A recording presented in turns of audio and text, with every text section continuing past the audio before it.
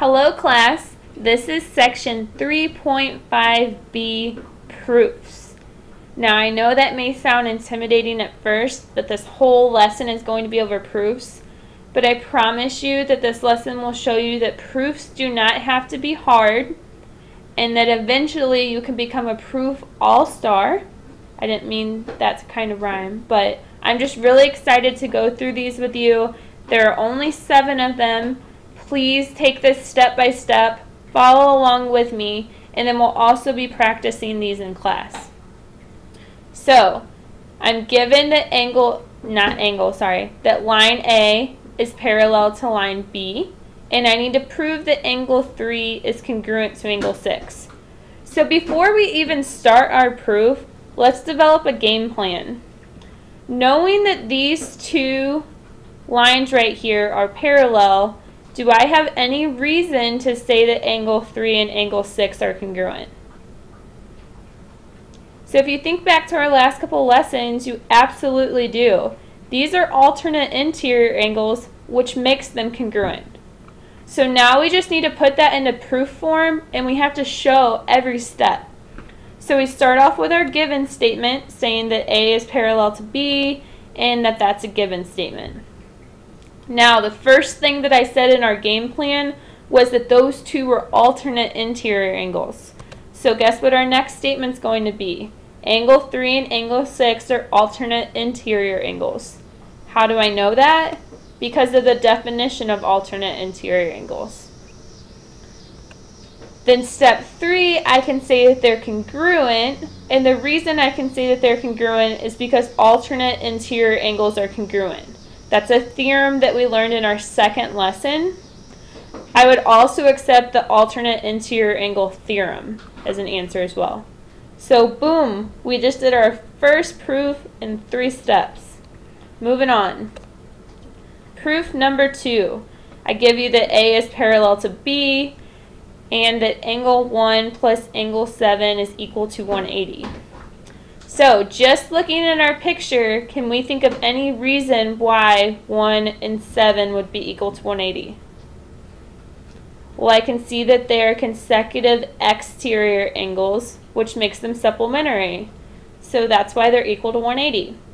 Let's put that into proof form. I fill out my given, statement, and reason. Now, the second thing that I said was that those are consecutive exterior angles. So I know angle 1 and angle 7 are consecutive exterior angles. I know that because I know the definition of consecutive exterior angles. And then because of that, I can add the angles together and set them equal to 180 because I know consecutive exterior angles are supplementary. So I would also accept the consecutive exterior angle theorem. This is just what the theorem says. Done with our second proof, let's move on to our third. Now I'm switching gears a little bit. I'm telling you that 2 angles are congruent, and I'm asking you to prove that 2 lines are parallel. So this is from our last lesson when we learned all of those converse theorems.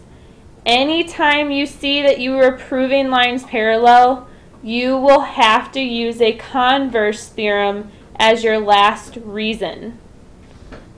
So let's develop a game plan. Here I have angles 1 and 8. I can see that these are alternate exterior angles. It tells me that they're congruent and they're alternate exterior angles, so I can use the alternate exterior angles converse theorem to say the lines are parallel. So now that I have my game plan, let's put it into proof form. I know that angle 1 is congruent to angle 8 because it's a given statement. I know that angle 1 and angle 8 are alternate exterior angles because I know the definition of alternate exterior angles.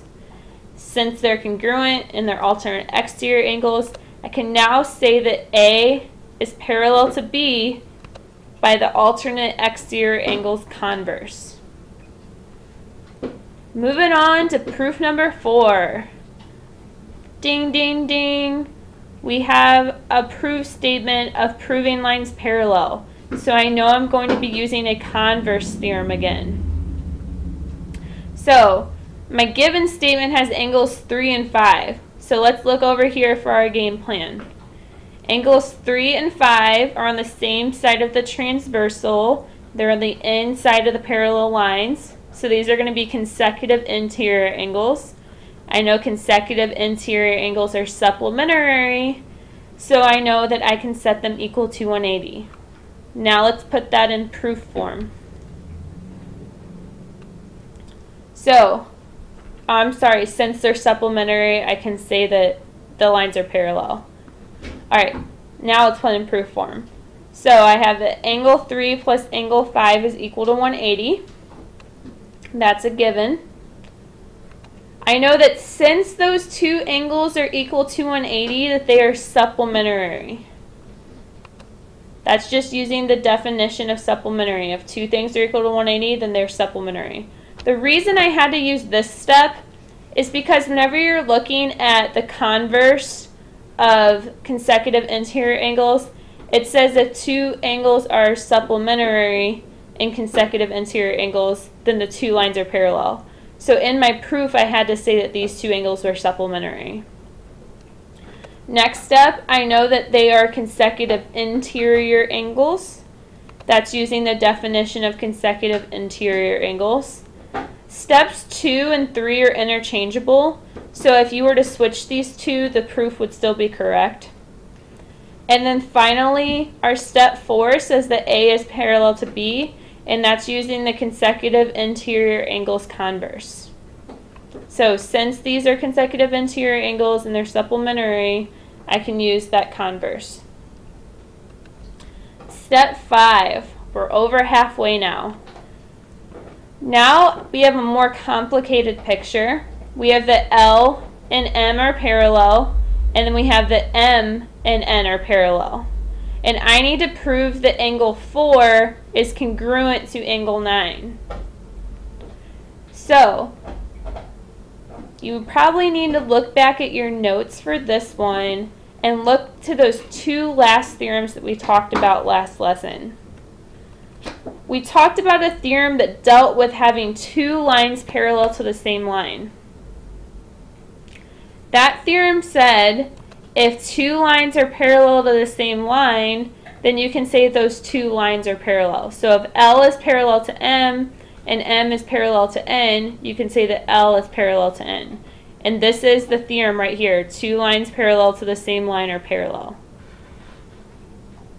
So now that we know that L and N are parallel, do we have a relationship between angle 4 and angle 9? We do. Those are alternate interior angles. The reason I know that is because I know the definition of alternate interior angles. So now that I know they're alternate interior angles, I can say that they are congruent using the alternate interior angle theorem that says that alternate interior angles are congruent.